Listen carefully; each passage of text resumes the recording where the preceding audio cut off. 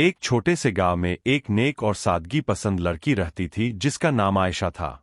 उसकी एक खास आदत थी कि वह हर रात सोने से पहले कुरान की तिलावत जरूर करती थी।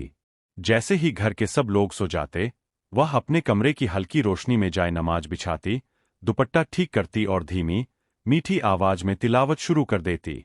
उसकी आवाज में इतनी मिठास और सुकून था कि लगता था जैसे अल्फाज सीधे दिल से निकलकर आसमान तक पहुंच रहे हों।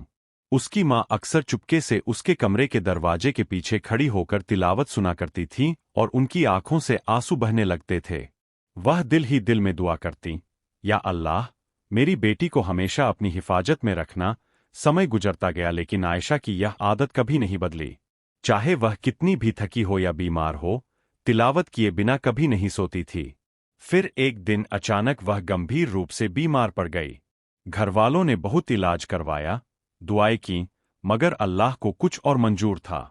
एक रात, ठीक उसी वक्त जब वह तिलावत किया करती थी, उसका कमरा अंधेरा था, क्योंकि वह इस दुनिया से रुखसत हो चुकी थी। घर में सन्नाटा छा गया और माँ का दिल टूट गया। कुछ दिन बीत गए, लेकिन फिर एक अजीब बात होने लगी। हर रात उसी वक्त उसके कमरे से हल्की सी आहट आने लगी, जैसे कोई धीमे धीमे सिसक रहा हो। पहले तो माँ ने सोचा कि शायद यह उनका वहम है, मगर जब कई रातों तक वही आवाज आती रही तो वह डर गईं।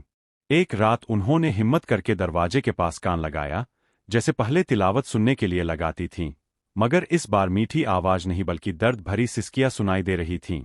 सुबह उन्होंने मोहल्ले के इमाम साहब को बुलाया और सारी बात बताई। इमाम साहब रात को उसी समय आए और उन्होंने भी वही आवाज सुनी। उनकी आंखें नम हो गईं। माँ घबराकर बोली, क्या मेरी बेटी तकलीफ में है? इमाम साहब ने नरमी से कहा, नहीं, यह किसी इंसान की आवाज नहीं है। जब आपकी बेटी तिलावत करती थी तो फरिश्ते आसमान से उतरकर उसकी तिलावत सुनते थे और उस कमरे में एक नूरानी महफिल सजती थी। अब जब वह तिलावत नहीं रही, तो वही फरिश्ते उसी वक्त आते हैं और उस महफिल के खत्म हो जाने पर गमगीन होते हैं। यह सुनकर माँ फूट फूट कर रो पड़ी। उसी पल उन्होंने फैसला किया कि वह अपनी बेटी की जगह खुद तिलावत करेंगी। अगली रात उसी वक्त उन्होंने जाए नमाज बिछाई, कुरान खोला और कांपती आवाज में पढ़ना शुरू किया। आंसू बार बार गिर रहे थे, लेकिन जैसे जैसे तिलावत आगे बढ़ी, कमरे में अजीब सा सुकून फैल गया। उस रात सिसकियों की आवाज नहीं आई, बल्कि एक गहरा सन्नाटा और रूहानी शांति महसूस हुई। माँ समझ गईं कि नूरानी महफिल फिर से सज गई है और शायद फरिश्ते फिर से उस कमरे में मौजूद है।